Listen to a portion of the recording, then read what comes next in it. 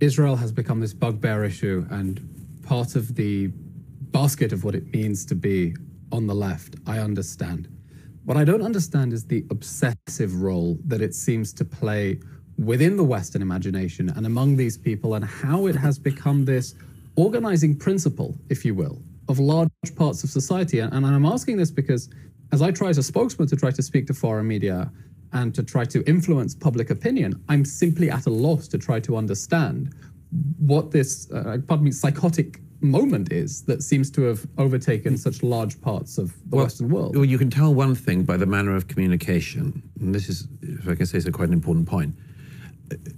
That manner of communication betrays something very interesting. That isn't argument, is it? What they're doing? No. Right. What is it? It's very performative. It's performative. What else? It's performative. It seems impulsive, emotional. It seems to come from the gut.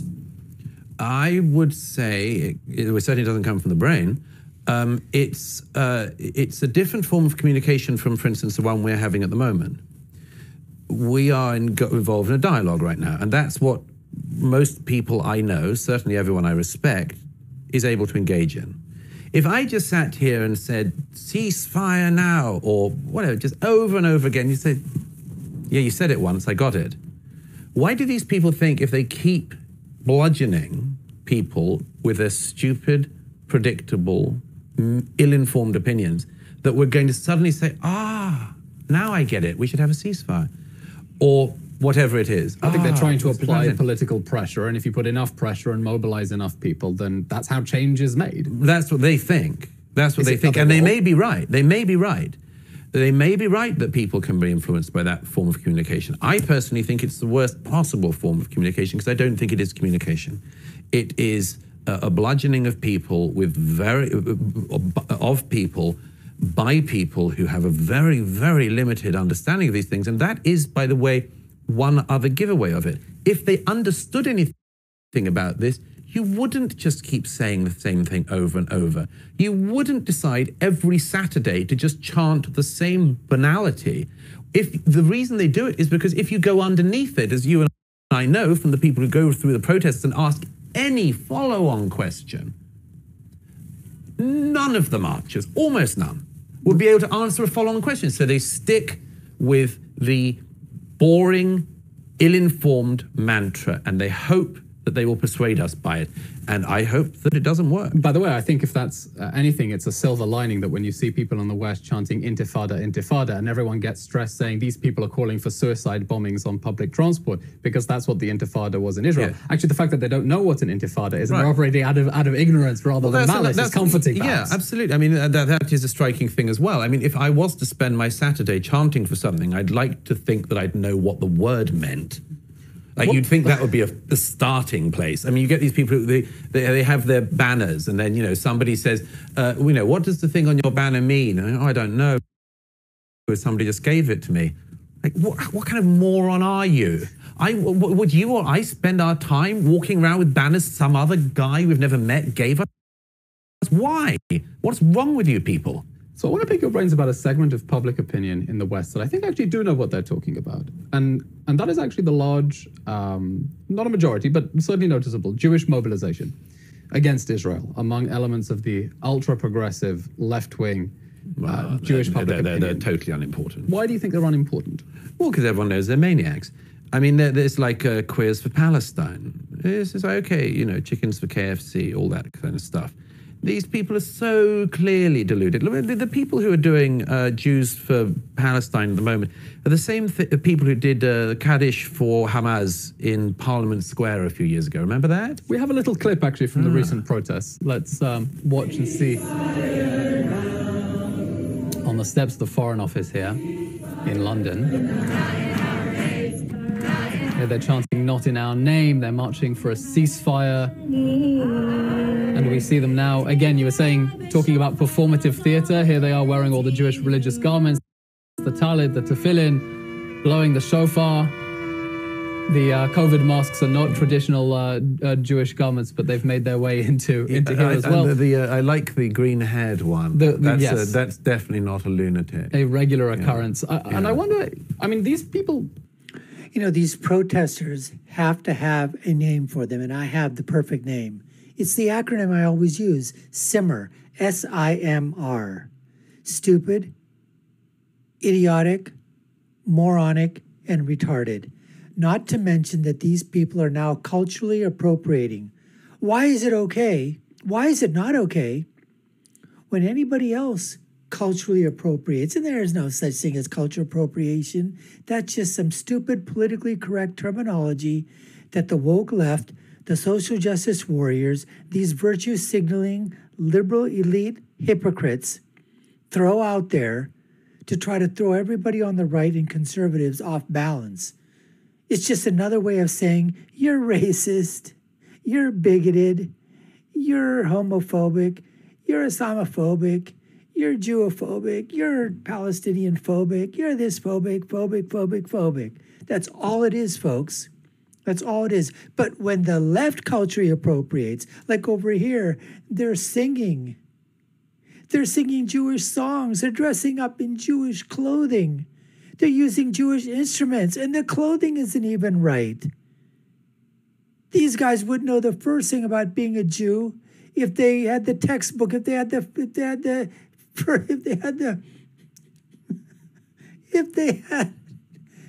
the Old Testament in their hands, if they had the Torah in their hands, if they had a book, Jewish for Dummies. They still wouldn't understand the first thing. And that's true. These guys have not a single clue as to what they're doing. They just go out there and they march on a weekend, nothing better to do. On a weekday, take the day off from school, skip class, go out into the main concourse of a college university, meet up with a bunch of the other stupid, idiotic, moronic, retarded idiots, and think that they've done something to change the world because they do performative theater and sing some chants, blow into some musical horns, play some instruments, pretend to be Jewish for a few minutes. It's unbelievable, folks, unbelievable. And, Douglas has these people pegged absolutely perfect. They're not worth a damn thing. And they're going to, whatever it is that they're going to try to, in the short term, it may work slightly in the short term with the people that they're preaching to their own choir, but it certainly is not going to help in the long term with anybody else, folks. Anyways, this is what we have on tap for you today, folks. You're watching the Dr. Nasir Shaikh Show. I'm your host, Dr. Nasir. And if you haven't done so already, subscribe to the channel, like, share, and follow. You all know what to do. Let's get back to more of Douglas Murray and his interview right now. About that, not completely ignorant. So what is motivating them to mobilize against Israel when someone like you, who is not Jewish, comes from the outside, does see our side of the story? Well, look, every community has its lunatics. I mean, I mentioned Queers for Palestine. I've been saying for a while that Queers for Palestine are just the gay Naturi Carter. Every community has people for suicide. Okay, fine, you die. Can't take anyone else with you. So yeah, everybody has those people. As for the specific thing of some of the Jews, look, you can be an anti-Zionist Jew. I mean, there are plenty of people, and always have been historically, who have been. I mean, if you read Weizmann's memoirs, the Board of Deputies in England at the time of the foundation of this state were opposed, of course, to the foundation of the state. And very wisely came around. A bit. No, they have. Well, the Board of Deputies is not known for its strength on the question of Israel. But anyway, the point is simply that there is a trail of skepticism on this in the diaspora, let's say. Okay, some of that's understandable. Certainly it was understandable in the past. I don't think it's particularly understandable now, but okay. You do not have to go from I'm a Jew who isn't a Zionist to I'm a Jew who says morning prayers for Hamas. Like that. That's the point when you turn into psychosis. These are sick people. And fine, we've had them always historically. You know, every Jew knows that there have been bad Jews. It's not it's not a surprise to me. Every community has bad people in it, and evil people, and people who wish the rest of the community very, very significant harm. And which is disturbing analysis, because these people, I'm sure, would also push back and say that they believe they are acting out of the noblest values. They believe they are doing good. No one ever says that I know I'm acting from evil. I mean, you have to believe you think you're doing good in order to do something wicked, as well as to do something good. No, I mean, these. I don't find these Jewish fringe figures of any significance. I think there are two groups in the West who are significant. I think that there is the green bit of the Green-Red Alliance, what we saw there. Which, the climate movement? No, not just the climate movement. There's the leftist movement. Okay. The ones who, yeah, again, they get their politics off the shelf. You can predict 100% certainty what the sort of things they'll say before they say them. And on the question of the Middle East, they will think it's all about Palestinians, two states or whatever.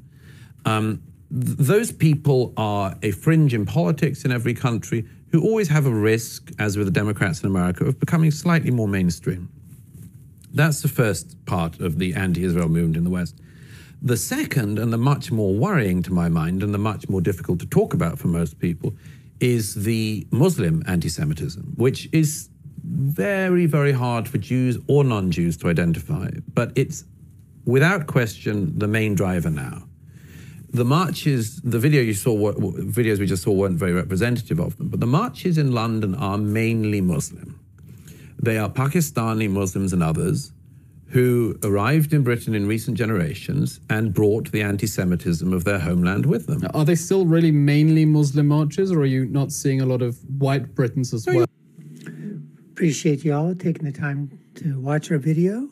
You've been watching the Dr. Nasir Shaikh Show. I've been your host, Dr. Nasir, and if you haven't done so already, we'd love for you to subscribe to the channel, like, share, and follow. You all know what to do. Take a look at our other video links above and below. Share your thoughts and comments, and I'll leave you with my final thought, which is, when you're right, you're right, and when you're left, you're wrong. Until next time, folks, take care and stay safe.